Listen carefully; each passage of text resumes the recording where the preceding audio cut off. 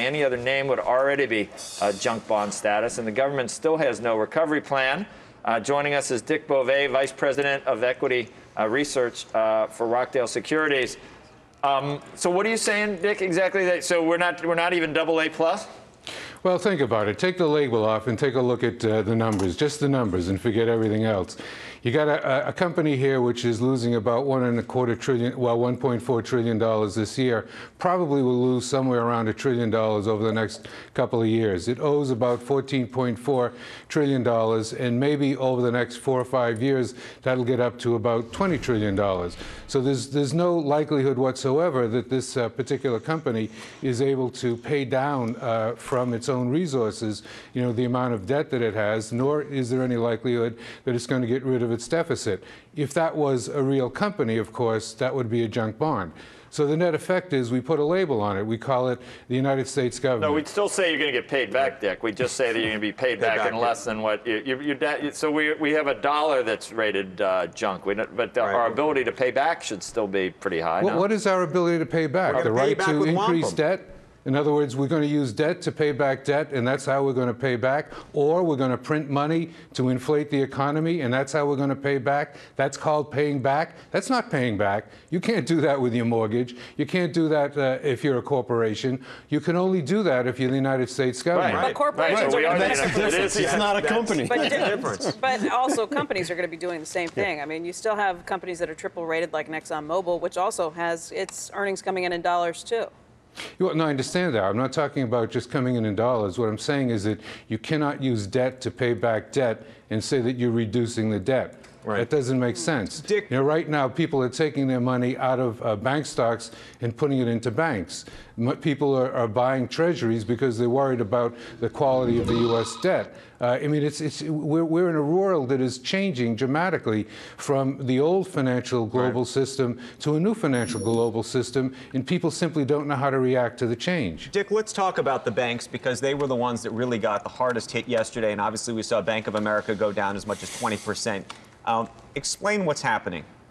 Well, essentially, if you take a look at what is happening overall, there's $2.1 trillion worth of, we'll say, government-guaranteed paper inside the banking industry, whether it's, direct treasury lending, whether it's mortgage-backed securities, which have been guaranteed by Fannie or Freddie, whether it's Ginnie Mae paper, et cetera, whether it's municipal bonds, which are quasi-backed by the U.S. government. And that paper, in essence, loses its value if you downgrade Fannie and Freddie, if you downgrade the United States government debt.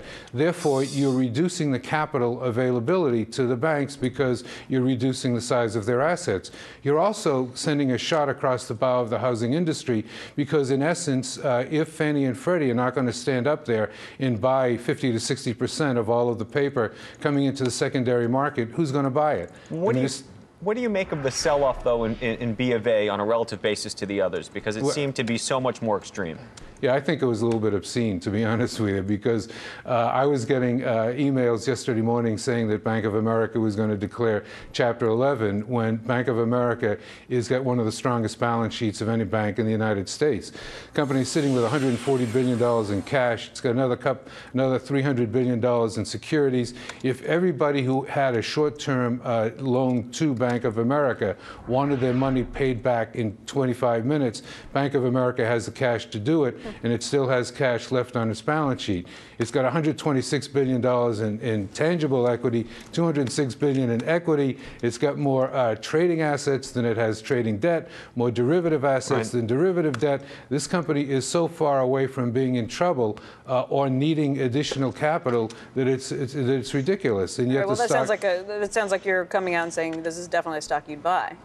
Well, I think the market's going lower, so I'm not buying anything. But the point is, the fact is that if I were to buy something, I would be buying Bank of America aggressively. I'm just watching the wires right now, and FBR Capital says that it's upgrading Wells Fargo to outperform from market perform, saying that in an uncertain environment like this, investors are going to be looking to get into quality names at opportunistic prices. Do you agree or disagree with that assessment?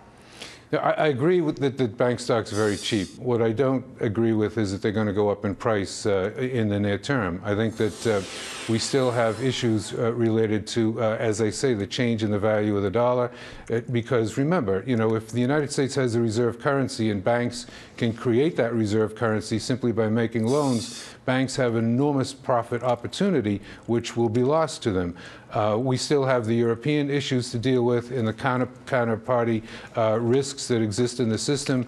We have the issues that still exist in housing. We have a slower economy that could slip into recession. It's not a time to be very aggressive and very bold and say, I'm going to go out and put my money at risk. Dick, you suggest that the market is going to continue to fall. There have been comparisons made to 2008, and yet I think you're saying the banks are much stronger.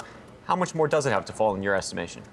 I can't give you a specific number, Andrew. I think that basically I still would expect to see a 1,000-point down day at some point in this market as people come to realize that, in fact, there has been a complete change in the financial structure of the world. In other words, we're operating in a world which is based upon structures that were set up by the North Atlantans, and yet they don't have any money. All the money is sitting, in the Far East, or right now even in Latin America. We're building a reserve currency around a country which is bankrupt, that can't pay its debts. How can you, in essence, be aggressive and say, I know where the bottom is, or I know how this thing is going to adjust? We have people buying Treasury securities because they're worried about the Treasury. And as I said earlier, we've got people selling bank stocks, taking the cash and putting it into the banks for safety. It doesn't make sense. What you're seeing is this adjustment is occurring, and people are not sure how to react to this adjustment. How about the situation in Europe? Certainly, you mentioned some of the challenges outside of the U.S. In particular, how risky do you see some of the European banks, and do you see knock-on effects of some of the fiscal crises there for the banks and then the U.S. banks? I do. I think that the European banks are simply not as strong as the American banks from a capital or a liquidity standpoint. In other words, the European banks' accounting is different from that of the American banks in that they put the full amount of derivatives onto their balance sheets, and that skews whether they have the similar capital ratios to the American banks. But American banks are in a much stronger condition. They have more capital, they have more liquidity than the European banks, and they don't have the risk of sovereign debt that the European banks have, because only a few banks, a handful of banks in the United States are exposed to Europe. So the direct impact to the American banks should be minimal. However, if there is a significant problem that develops in the European banks, the counterparty agreements that exist, between American and European banks are such that the American banks will definitely get hurt, because the financial markets are being hurt and will continue to be hurt. So there is a high risk there. All right. Dick, thank you very much. It's always great talking to you.